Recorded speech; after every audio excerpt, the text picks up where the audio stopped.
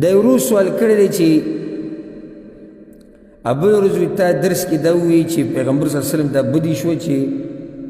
یو سړی د پلیټ او د خوراک د منځ نه خوراک کوي ځکه چې په دې ځای برکت نازلېږي.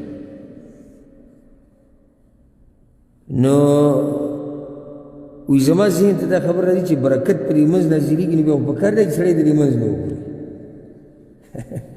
ځکه چې برکت په کوم ځای نازلېږي په منځ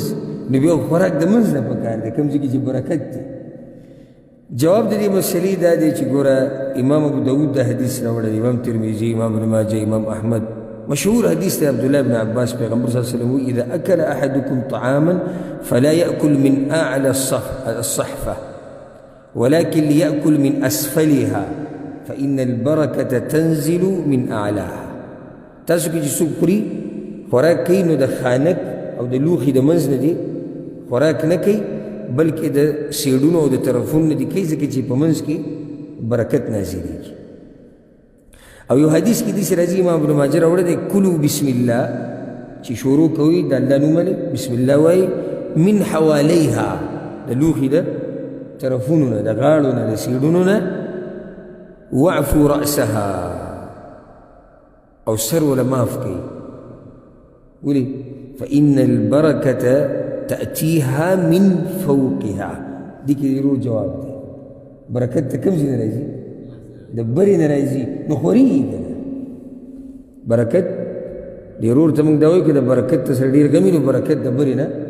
خورېږي او چې تا په بره سیزي باندې حمله وکړو تا خو په سرچینه باندې حمله وکړه نو نور خوراک ته څه کړو هغه دې بې برکته کړو نور خوراک ته بې برکته کړو په منځ باندې چې خوراک نازلېږي خو ټول طرفونو ته ځي که نه دغه اوچت ځای شو دغه منځ شو د هغې نه دا ټول خوراک ته دا برکت خورېږي. نو ځکه پیغمبر صلی الله علیه وسلم ته منع کړي چې د دې منځ نه مه خوره ځکه چې هغه بنیاد یې ختم شو نو برکت څه شو ختم شو برکت هلته نازلېدو برکت په منځ باندې چې هغه ځای ختم کړو خو برکت ختم شو. دغه شان موږ دا خبره هم ذکر کړې وه چې دې کې بل څه نقصان دی بې ادبي ده او بد اخلاقي منتقیم ده یعنې سړی پې ښه نه ښکاري سړی پې سپک ښکاري. اوس ته په ډک مجلس کې ناست یو خانک مخې ته پروت دی یو پلیټ پروت دی او ته حملې په منځ باندې وایي که نه بعض کسان بس ورمات شي او دې ته نه ګوري چې خوا کې کسان ناست دي ها اوس که داسې چې یو سړی ځان له ناست دی بیا کې د منځ راځي نه خو چې اوس د خلک د سره ناست نو بیا خو د منځ نه خوراک دا بې ادبي شمارلی کېږي دا څه شمارلی کېږي بې ادبي. دغه شان د بل په مخه کې خوراک دا بې ادبي ده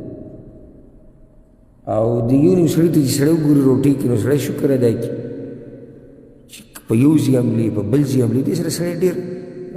یعنې کچه ښکاره شي چې دی دا کار کوي.